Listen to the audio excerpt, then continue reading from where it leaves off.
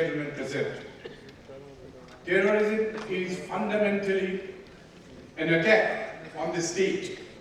It is generally described as an act of violence committed against innocent people to create fear with an underlying political motive.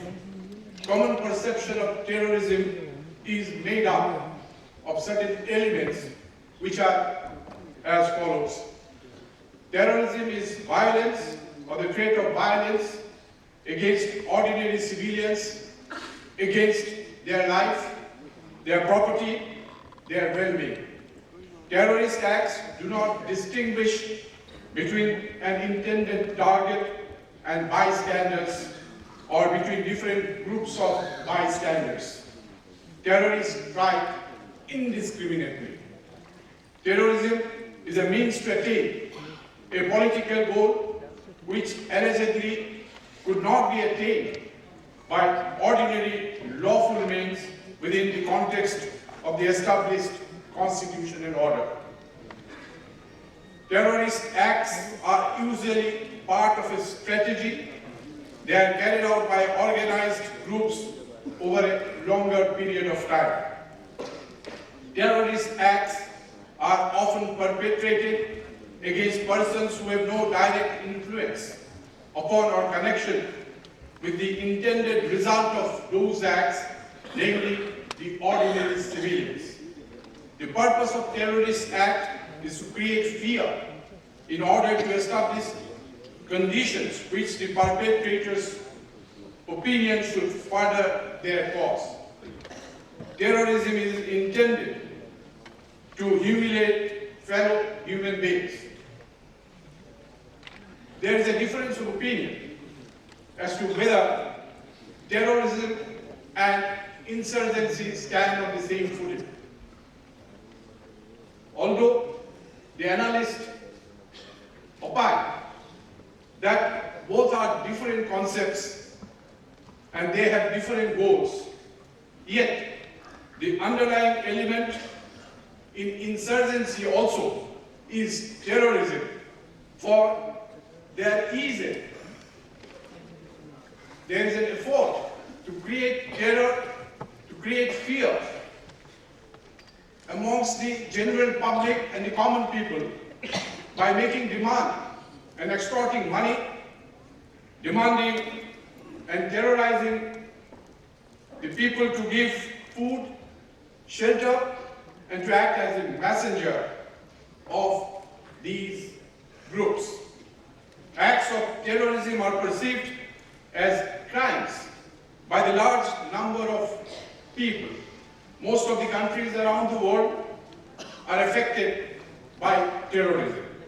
Due to such terrorism occurring practically in almost all nations, state laws are being made which may in some way be conflict with the well-settled laws of human rights, so as to protect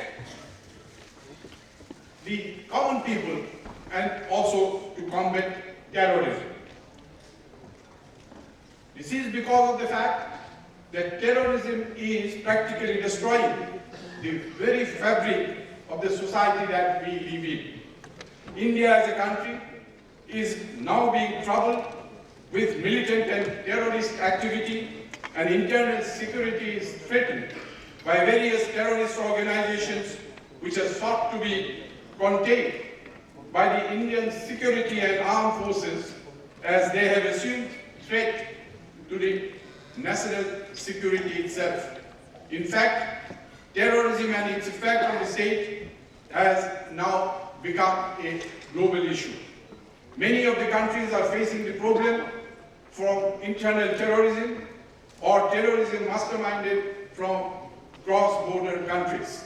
Since there is a globalization so far as terrorism is also concerned, therefore the problem of international terrorism can only be countered by enhanced cooperation at international level. This requires concerted action from all the stakeholders NGOs have a special role to play in enhancing the awareness of the threat posed by terrorists to human rights. There is need for joint and effective action, both at the regional and international level. India has played a leading role in building international consensus against terrorism. NAM has unequivocally affirmed that the criminal acts intended or calculated to provoke a state of terror in general public or a group of people for whatever purpose are unjustifiable. We have to carry forward the consensus evolved by NAM. It is befitting with this occasion that the issue is being discussed and a general consensus is being worked out to face the problem that this generation faces. Thank you very much. The ex-Chief Justice of India, Dr. Hadef Dhaheri, Minister for Justice, United Arab Emirates, Dr. Shin, the Minister, Mr. Justice Maheri, Justice M.K. Sharma, and last but never the least, Dr. Adish Aggarwala, who is running all this big show and who has gathered this large gathering of the Red Star.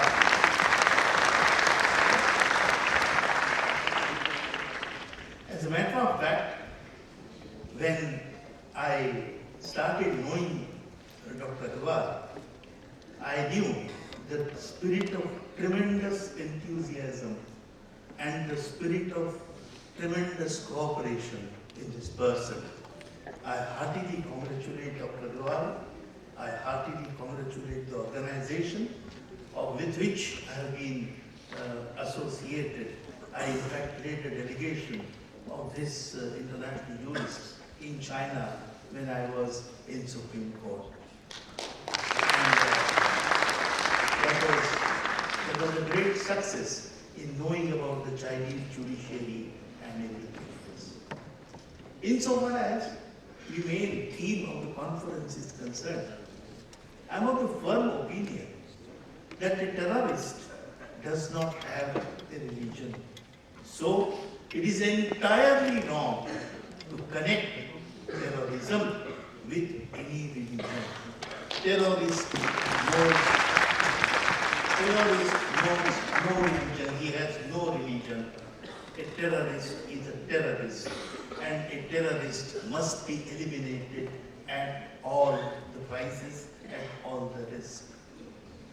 Ladies and gentlemen, terrorism, which was only limited to a particular part of the country. We have seen, as a matter of fact, the persons, the players of Israel being killed who had come to participate in the Olympics. We have seen the worst possible acts perpetrated against poor persons. I think the basis of terrorism lies in the inequality, the financial inequality in the world, which phenomena is present all over the world, whether it be east, whether it be west, or whether it be anything. I'm sure that all these aspects of the terrorism, whether it be a terrorism of a particular party, whether it is a terrorism sponsored by a state, whether it is a terrorism inside, driven by some odd philosophies, I'm sure all this will be discussed threadbare. I am more interested and I am more elated that the law students are here. My big welcome first to the law students, because it is these law students who are going to be the persons of tomorrow, who are going to be the lawyers of tomorrow, who are going to be the judges of tomorrow and who are going to give the shape, to the law against terrorism. Mere law will never stop the terrorism. It is the will, it is the collective will of the society. A common man is like one finger, but a society is like a fist which has the capacity to hit. So, the time has come when the society, in all the countries, society across the whole world has to create a will, has to turn individual fingers into a fist and give a mighty punch to the very idea of terrorism. I'm sure this conference will go in great way because this conference has the representation, international representation, and the large attendance from the international community shows that everybody, every country, every society of every religion is concerned about the terrorism. Friends, we have awakened, and we can't just leave the fight to an individual, but we can never say that I am an individual. What can I do against the terrorism? We lighted the lamp, and the lamp, the power of the lamp can be described by the poem of Rabindranath Tagore, the poet laureate. He said, "Ke loibe mor karjo bollo sondaruri." Who will do my task of lighting the world? Asked the setting sun. Shuniya shara jagat roilo niruttoro churi. Hearing this queer question, the whole world remained steady and remained stunned like a picture. Matir pradip chilo shebollo shami. There was a small earthen lamp. It said, "My Lord, amar jetuku hoibe koribo sheba ami." Whatever I can do, I will do.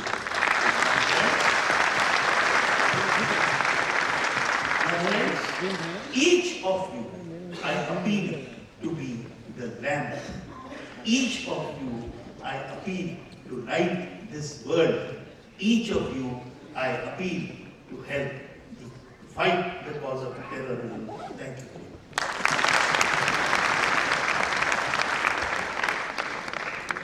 Thank you, inequality, and your words of encouragement to the law students are very heartening. Thank you very much, sir. I now request Mr. Justice Menkerios Viraki Nehari, Chief Justice of Eritrea, to address the gathering.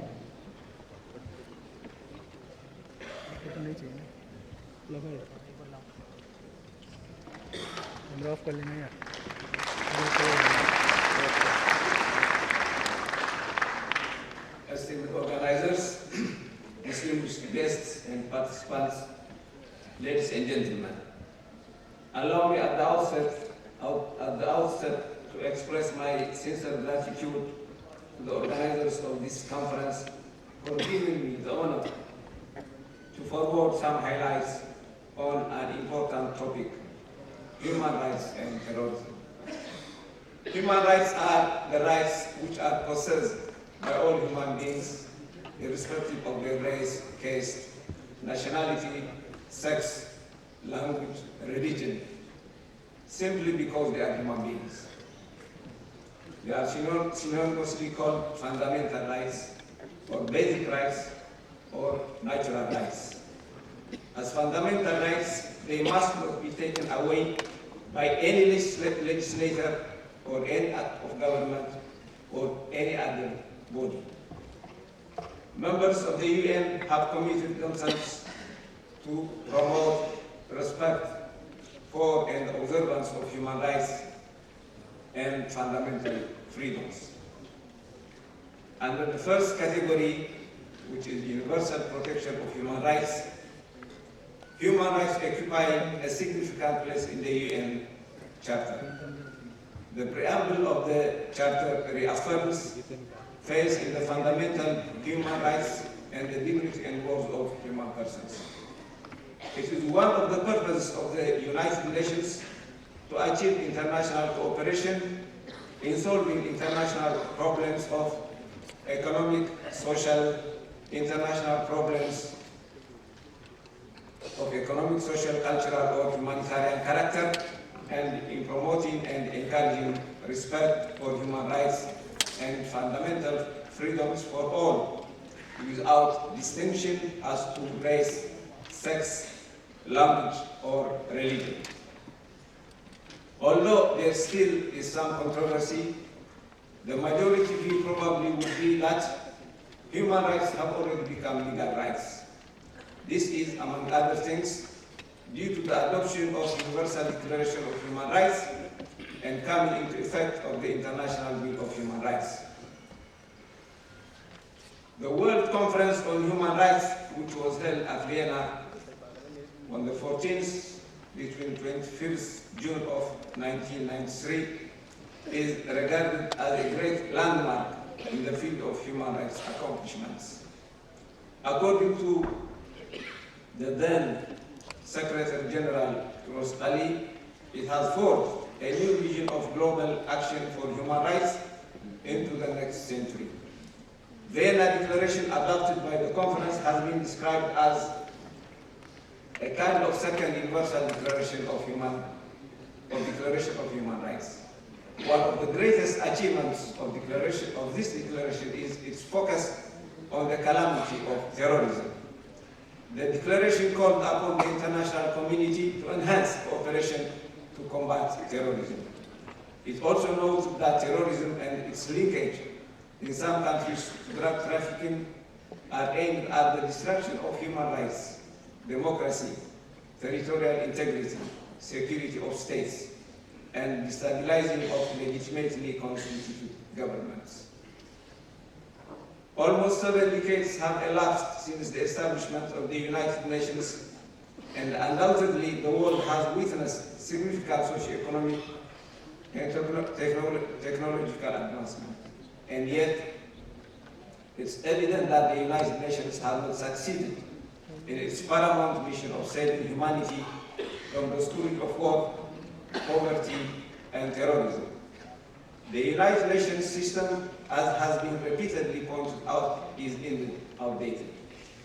A fresh and thorough examination of the United Nations Charter, and especially of the respective authority, mandate, and jurisdiction of the key decision-making institutions, the General Assembly and the Security Council, is not only vitally crucial, but also long overdue.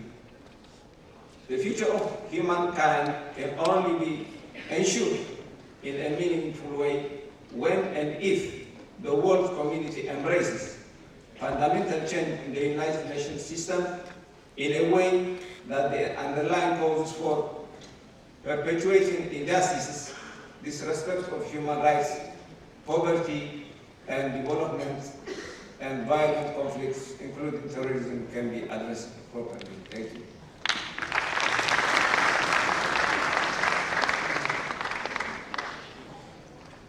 So we are grateful for the linkages between terrorism and human rights that you have drawn with special reference to the role played by international organizations, which we will keep in mind during the deliberations. Thank you, sir. I now request Dr. Tun Shin, Attorney General and Cabinet Minister of Myanmar, to say a few words.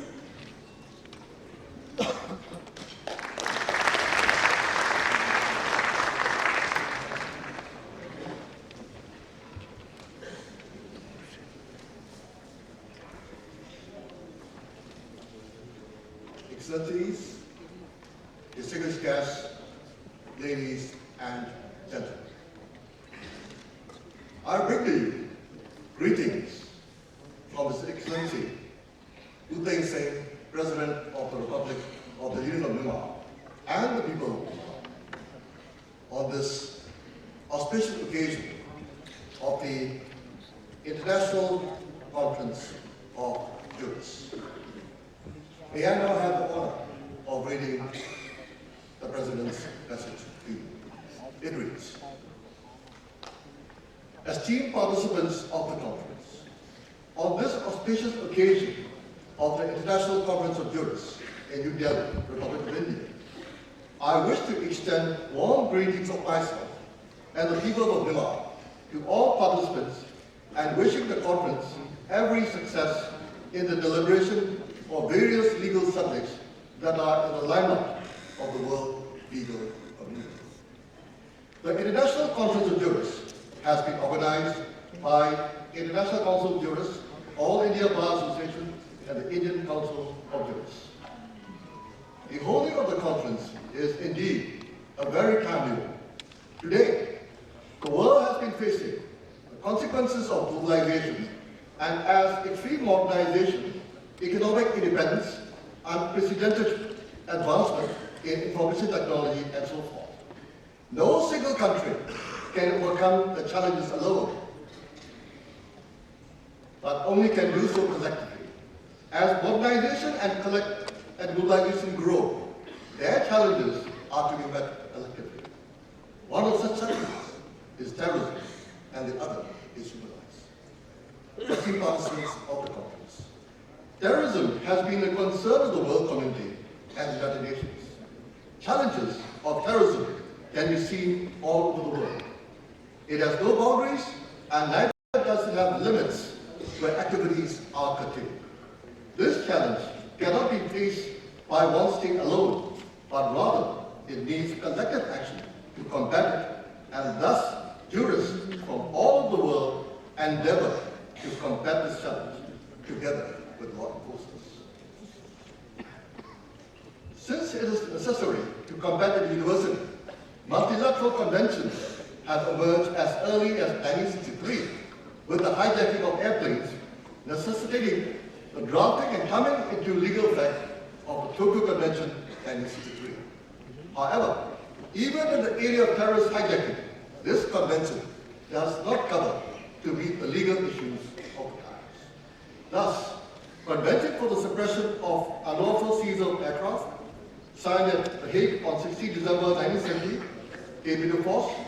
The same with Convention for the Suppression of Unlawful Acts Against the Safety of Civil Aviation, Montreal Convention, entered into force in 1973. Protocol for the Suppression of Unlawful Acts of Violence at Airports, serving international civil aviation, supplementary to the Convention for the Suppression of Unlawful Acts Against the Safety of Civil Aviation, came into force in 1989. Convention for the Suppression of Unlawful Acts Against Safety of Maritime Navigation in 10 March 1988. Protocol for the Suppression of Unlawful Acts Against the Safety of Fixed Platforms located in the continental shelf, done in Rome on 10th March 1988, came into force in 1992. Again, the world discovered that terrorism is not limited to aircraft hijacking alone, but it has spread to other areas, and hence it left the United Nations to draft and put into legal effect more conventions. They are Convention on the Prevention and Punishment of Crimes Against Internationally Protected Persons, including diplomatic agents, adopted by the General Assembly of the United Nations in December 1973 and 1977. The International Convention Against Taking Hostages, adopted by the General Assembly of the United Nations again in 1979. Convention on the Physical Protection of Nuclear Material, signed in Vienna and came into force in 1987. Convention on the Marking of Plastic Explosive for the Purpose of Detection, signed in Montreal and came into force in 1998. International Convention for the Suppression of Terrorist Bombings, adopted by the General Assembly of the United Nations and came into force in 2001. International Convention for the Suppressing of the Financing of Terrorism, adopted by the General Assembly of the United Nations on 9 December 1999 and came into force in 2002. And International Convention for the Suppressing of Acts of Nuclear Terrorism, adopted again by the United Nations Assembly and came into force in 2007. These conventions are open for adhesion by various states in the international arena. After the adhesion or ratification of these conventions, if the spirit of the convention is to touch upon individuals, a domestic law is necessary to put the convention into domestic legal. The Union of Myanmar is a state party to 11 of these conventions. Domestic law is under drafting so that these conventions will have domestic legal effect. Thus, the mechanism of International Legal Committee to combat terrorism is made through international law, in particular in the law of treaties and the promulgation of the domestic law to give birth to legal. Esteemed participants of the conference, while vigorous efforts are made to combat terrorism collectively, one must not forget the other aspect of international law, which is the guarantee of human rights of individuals. Protection of individuals, which human rights stand for, and combating terrorism is on the priority list of the United Nations. States acknowledge the importance of human rights, which is again a very old subject of international law. The preamble of the United Nations Charter mentions, quote, to reaffirm faith in the fundamental human rights, in the dignity and worth of the human person, in the equal rights of men and women, and the nations large and small. Unquote. The Charter of the United Nations has been followed by the United Nations General Assembly, adopting the Universal Declaration of Human Rights on 10 December 1948. This declaration has now become the basic requirement of rights of human beings. As a further step, various regional organizations have adopted their own human rights declarations, and one of them is the ASEAN Human Rights Declaration, adopted by the ASEAN member states on 18 November 2012. There are also other human rights multilateral covenants, namely International Covenant on the Civil and Political Rights, 1966, International Covenant on Economic, Social and Cultural Rights, 1966, and the two protocols which are legal elaboration of details of the Universal Declaration of Human Rights.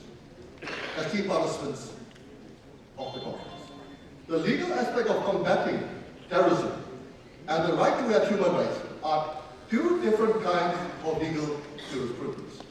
In the subject of jurisprudence, in every legal obligation, there is also the right. Obligation means a responsibility to act or refrain from acting in some situation, and the right is something given to human individuals freely. The obligation and the right of jurisprudence has been transplanted in international law in the form of combating terrorism and granting human rights. These are made in the international law area in the law treaty. Combating terrorism through convention is an obligation by member states, while guaranteeing of human rights under Human Rights Convention is a guarantee of rights of human beings as the UN Charter and the Universal Declaration of Human Rights specify. In constitutional law also, the norm of human rights is reflected in various constitutions of states, though they are called fundamental rights in some constitutions. However, combating terrorism and observing human rights are important, as one is a specific obligation and the other is right. Again, even when a terrorist has been caught, according to human rights principle, there will be a right to apply the rules of lesser justice, which is part of human rights principle in the Universal Declaration of Human Rights. The rules of lesser justice has two principles. Firstly, a person cannot be a judge in his own cause, or nothing is nemo judex in corpus law. And the second is a right to be heard, or nothing, or day of trial. Thus, these two subjects are to be given equal legal attention. Esteemed participants of the conference, as the world legal community moves into globalization, one needs to remember that challenges cannot be faced alone, but must be faced collectively. At the same time, one also needs to give attention not only to law enforcing and penalizing, but the guaranteeing of human rights of human beings. Lastly, it is my hope that deliberations will be made by partisans for a good legal analysis of the responsibility to combat terrorism and the right of human beings to have human rights. I wish you this is the end of the message. And now, Excellencies, distinguished guests, ladies and gentlemen, may I have the honor of presenting the original text document of the President to the conference. Thank you.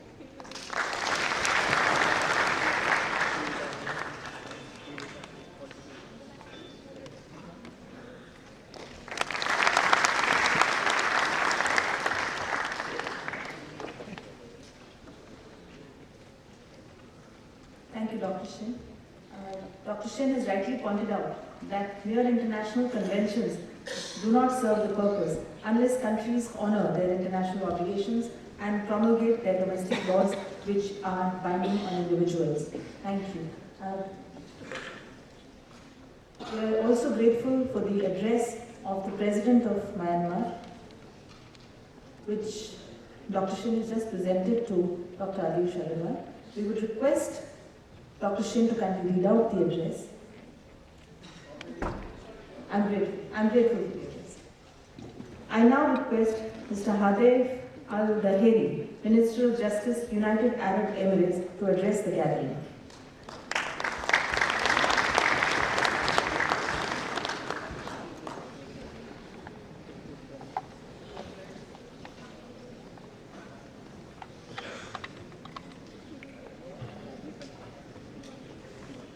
Mr. Minister, Dr. Farooq, Abdullah, Honorable Justice, distinguished speakers, distinguished guests, ladies and gentlemen, good morning. First of all, I would like to thank the International Council of Jurists and the jury which has selected me for this prestigious International Jurists Award 2013.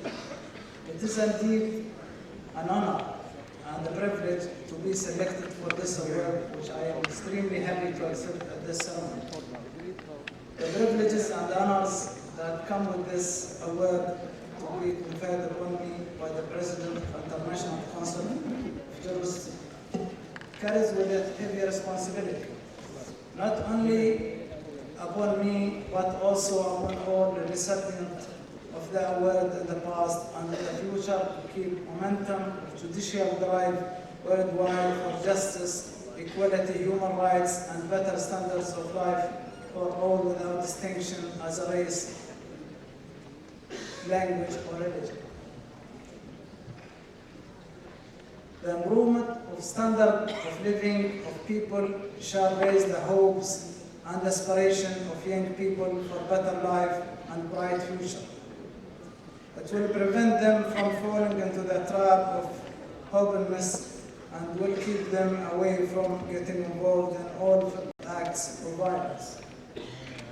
A clear example of extreme violence is terrorism. One of the root causes of terrorism is poverty and lack of education necessary for securing employment in a very competitive job market, where as a result of globalization, applicants are competing for the same job within each country and from different countries. The phenomenon of terrorism is spreading from one country to another like a fire in Dhaheri. And unfortunately, it's enabled information technology, the engine of globalization that has become so essential for the world economy. Terrorists are able to communicate with one another across borders of states with limited ability to control such communications.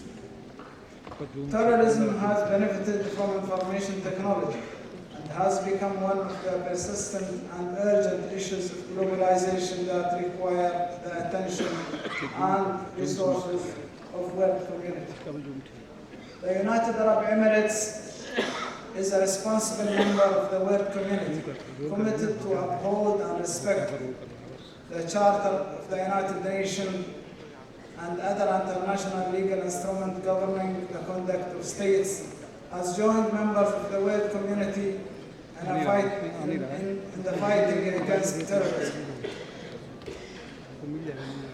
The UAE has enacted Federal Law Number 1 for the year 2004 concerning the suppression of crimes of terrorism. This legislation and other instruments adopted by the United Arab Emirates for the suppression of acts of terrorism rely on two elements: preventive measures and measures of punish acts of terrorism. For preventive measures, the law provides for prohibition of the use of its territory for planning, organizing, or committing acts of terrorism on the UAE soil, cooperation and exchange of information with other nations, strengthening the system for control of imports and export of weapons, ammunition, and explosives, strengthening the protection of international protected persons and diplomatic mission, and established a database for collection and analysis of information concerning terrorist organizations. As for measures to suppress acts of terrorism, the law cited early, as well as other legislation in force, provides for various measures such as arrest terrorists, try them in the UAE, or extradite them to a state that made a request for their extradition according to international law.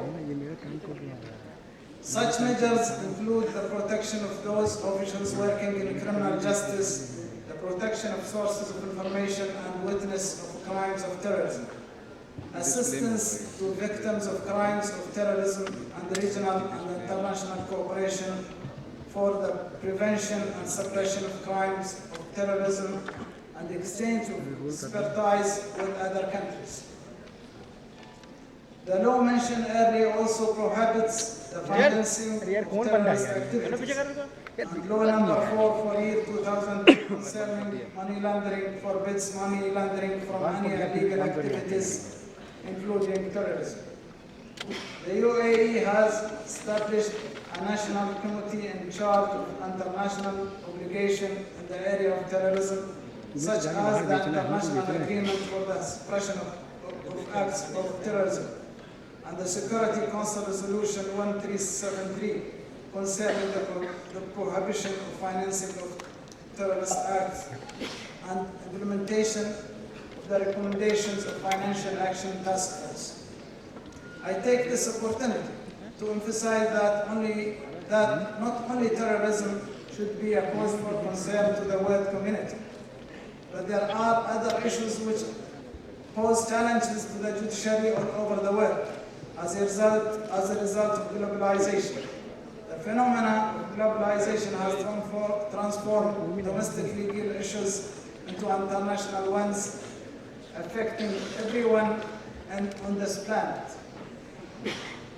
The judiciary in many countries has been very creative in the past in finding solutions to such complicated issues. That the legislators and the executives were unable to do so as a result of political fighting.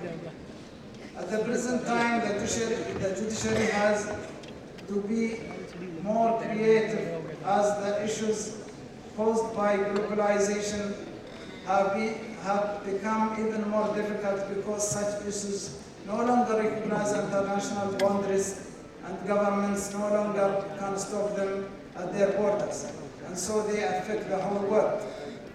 And so were a case under review before a judge for determination of the rights and obligations involving an environmental disaster, the judge may find it right and appropriate not only to apply the legal rules in a mechanical way, but also to provide the legal framework for reducing and preventing the spread of such disaster to neighboring countries. Ladies and gentlemen, the purpose and objective of this timely conference organized by the International Council of Jurists, All India Bar Association, and Indian Council of Jurists is to provide stimulating discussion on these international legal issues that connect and oblige nations to cooperate to find solutions for them. The world is dominated by globalization beyond the capabilities and jurisdiction of few nations to deal with such issues alone, no matter how powerful such nations might be. The distinguished speakers and practitioners speaking in the substantive sessions and panels of this conference shall address such challenges and enlighten us as to how more effectively and efficiently deal with these challenges in a cost-effective way that will serve the humanity as a whole. I am sure drawing on their knowledge and experience the judicial field, they will make great contribution to finding the solution to these challenges that are calling for our actions and demanding our attention. Thank you very much.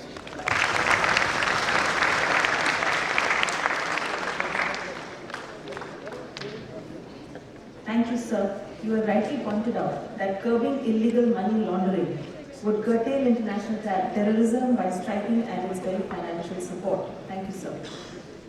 Ladies and gentlemen, I am delighted to inform you that we have been joined by Mr. B.S. Hooda, Chief Minister of Haryana. I request Mr. Vishal Lamba to felicitate Honorable Mr. B.S. Hooda, Chief Minister of Haryana.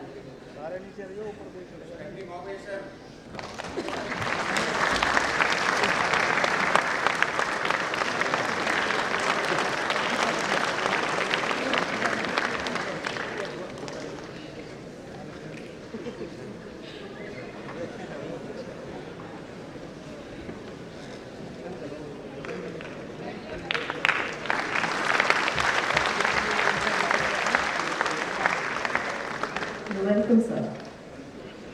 I take this opportunity to mention that today is also the birthday of Mr. Adish Aggarwala, convener of this conference. I request Mr. Hooda to kindly felicitate Mr. Adish Aggarwala. I request Mr. Hooda to felicitate Mr. Aggarwala.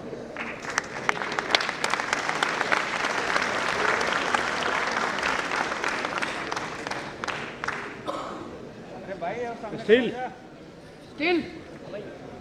I now request Honorable Mr. Justice Y.K.M, Yeung, Yuen to say a few words, Chief Justice of Mauritius.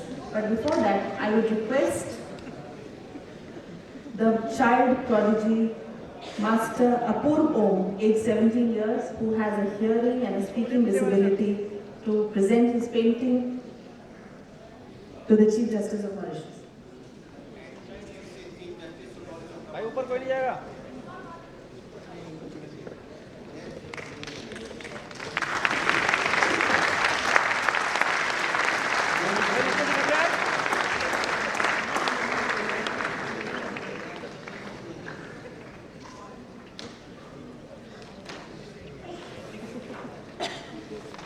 Still अरे नीचे जाओ still तुम लोग यार गिरे नहीं जाएगा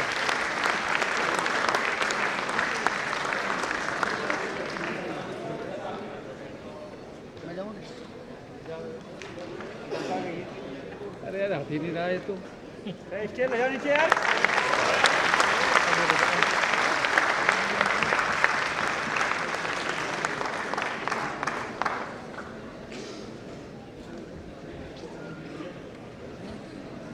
वो चाचा सबसे बुजुर्ग आदमी हो गया यार आप तो साइड हो जाओ यार पूरे फ्रेम खराब कर रहे हो यार आगे साइड से लो ना यार आप रोज आते हो ना आप बेचने के चक्कर में दूसरे परेशानी और कर रहे हो बेचने के लिए आते हो यार This child has a hearing and a speaking disability. कल से बंद करवा दूंगा अंदर आना He wishes to address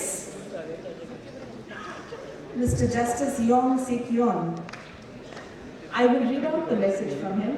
mic पकड़ो Sir, this is a memorable moment for me as I have a great opportunity to present my regards before such a great personality of the world. My heartiest desire is to serve disabled of the world and as well as my country through United Nations organization and also express my views too. Kindly bless me for hearing ability so that I can achieve the targets of my life. I am very happy and honored to give you this small gift from me and my country to the great personality. Please provide me your communication address and email address. Thank you. Your kind blessings.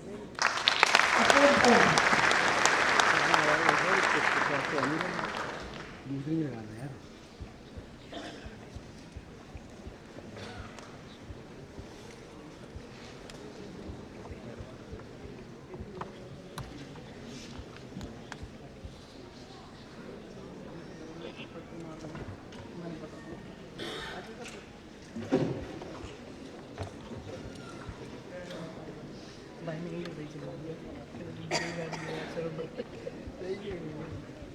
कल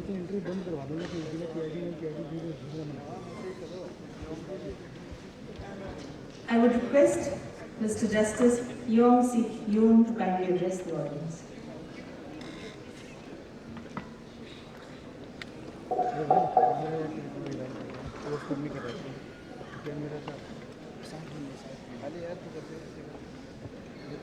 Dr. Adish, Aggarwala. Honorable Ministers, Honorable former Chief Justice, Balakrishnan, Honorable Justices, His Excellency Dr. Jagisa, the High Commissioner of the Republic of Mauritius, distinguished lawyers, distinguished ladies and gentlemen, my dear wife, all protocol duly observed. Well, I've just shared one of those perhaps telling moments in my life when I was presented that very big gift from my disabled friends.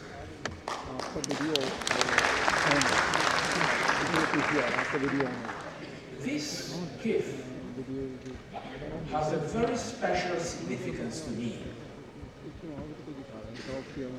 I do not know whether you people in the assistance, you are aware that it just happens that I work as a commissioner on the African Commission on Human and People's Rights, and it just happens that one of my assignments is that I'm chairperson of the working group on people with disabilities. It's just coincidence, but I believe that there is more than coincidence. There is perhaps divinity in it.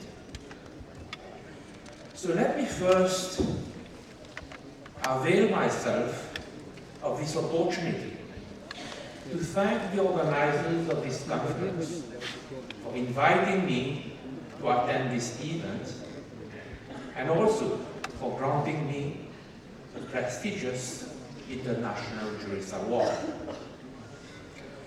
I understand that the mandatory sentence was passed by a high-profile jury who found my modest contribution to the administration of justice in my country, Mauritius, to be worthy of this international and fraternal recognition.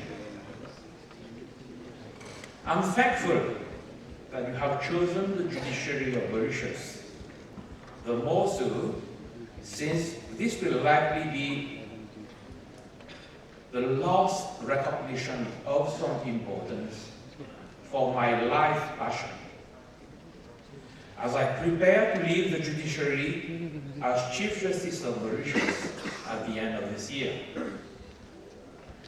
I and my wife will treasure this moment as one of the highlights of my legal and judicial career on the very eve of my celebrating 41 years of dedicated service therein.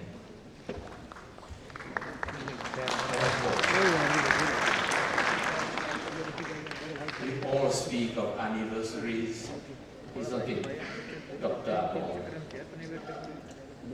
So I also understand from the organizers that I should broach within the short time frame at my disposal on the main theme of the conference, which is international terrorism.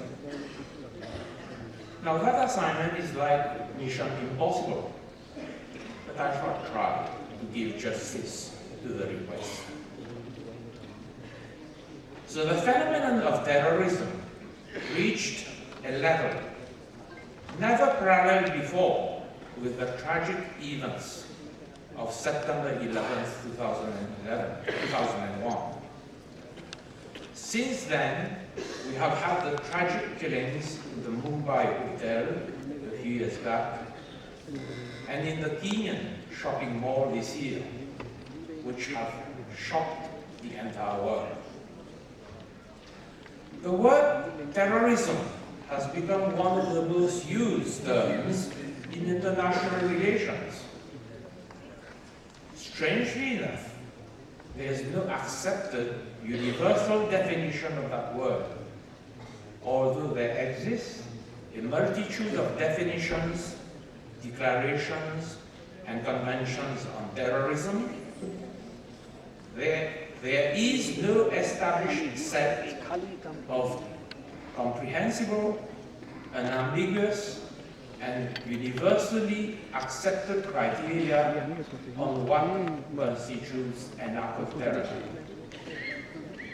There's, however, unanimity in all right-thinking people that it is a crime, and a heinous crime, and ought to be fought with the utmost vigor and energy.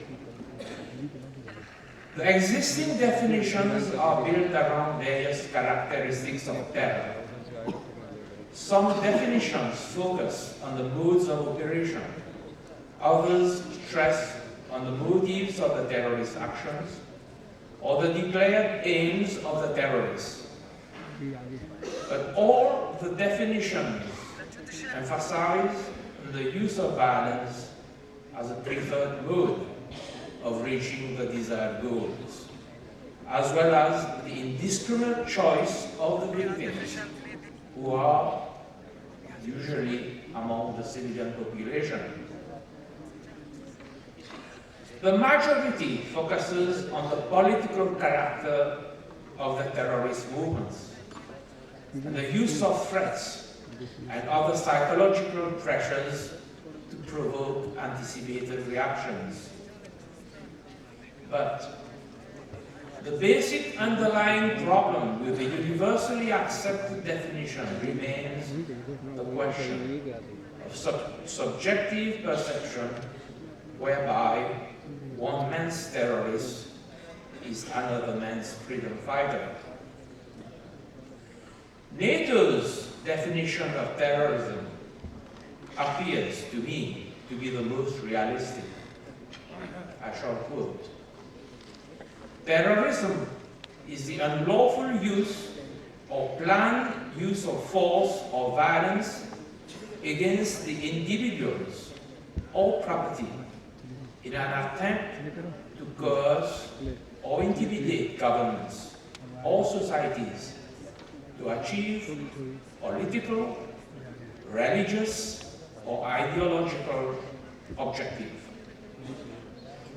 The strategy of terrorists has always remained the same: to undermine public confidence in the ability of the authorities to protect and defend citizens, thereby creating a climate of fear and intimidation amenable to terrorist exploitation. Now, this strategy of ruthlessness has escalated to suicide terrorism and has brought about an inevitable conflict between security needs and the enjoyment of human rights. This has brought about the phenomenon of counter-terrorism, which can be defined as comprising all the measures put in place by an individual state or the world community in its entirety to fight terrorism. These include legal measures introduced at national level or adopted at international conventions to criminalize and punish all activities undertaken in aid of terrorism.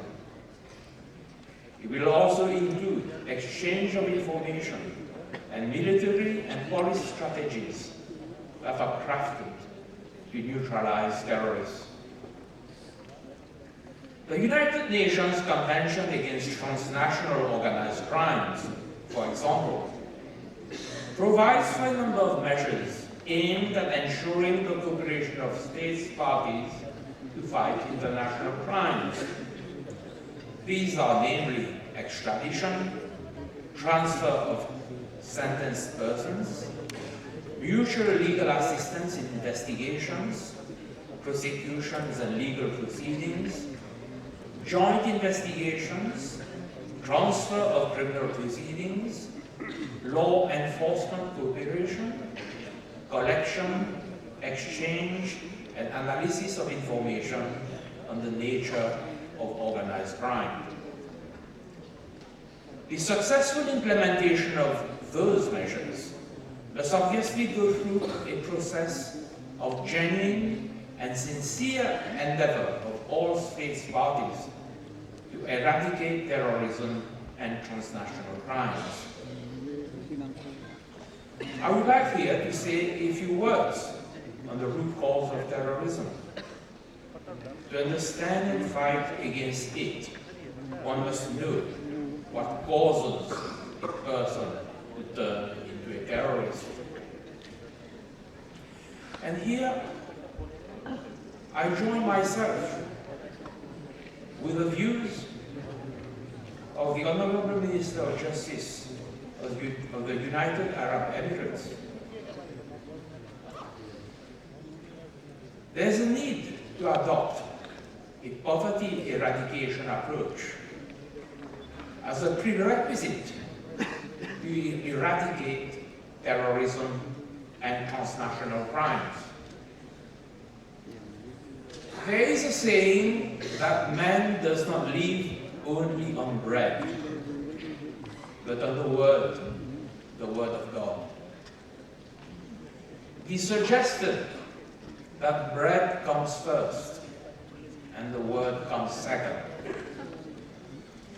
The fight against terrorism, therefore, must necessarily go through the fight against poverty, hunger, lack of basic necessities. If a country is rich in terms of natural and mineral resources, but poor in terms of human development, while the level of corruption and embezzlement of public funds is high, there will surely be problems ahead. It is quite understandable and premonitory, therefore, that in such countries, which I shall refrain from naming in the name of diplomacy and human solidarity, that terrorists and drug traffickers are the biggest providers of wealth to the population, and they effectively run the show.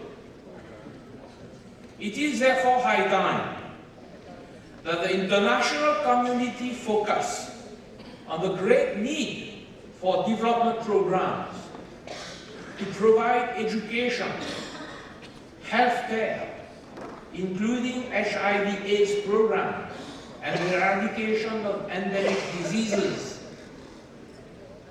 like malaria, typhoid, and so on. A whole program of economic development in agriculture, animal husbandry, and whatnot to achieve food security is essential if the fight is to be won. So I believe I have well overrun my allotted time, and I shall stop here. My very best wishes to the organization or organizers for a successful conference, and I do thank you for your kind attention.